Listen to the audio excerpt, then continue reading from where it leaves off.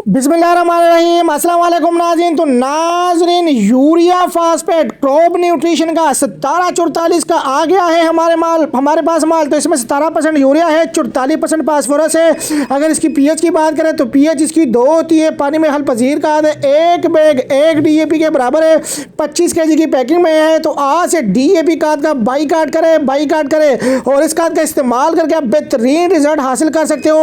अगर आपकी ज़मीन सख्त है, कल राटी है, तो आप इसमें यानी उन ज़मीनों में इसका इस्तेमाल करके आपकी ज़मीन नरम हो सकती है, पीएच लेवल डाउन हो सकता है, टेम्परेचर कम हो सकता है, इससे ज़्यादा जाड़ बनेगा और फी एकड़ 15 से 20 मन आपकी पैदावार में इजाफा हो सकता है। अगर आप इस यूरिया फास्फेट खाद का इस्तेमाल करते हो तो बेहतरीन खाद है। पूरे पाकिस्तान में ये माल बिल्टियों के थ्रू भी जाता है। आप हमारे शॉप पर विजिट भी कर सकते हैं। जो हमारा जो एड्रेस है वो है main Multan road, police training centre, Chung, Lahore.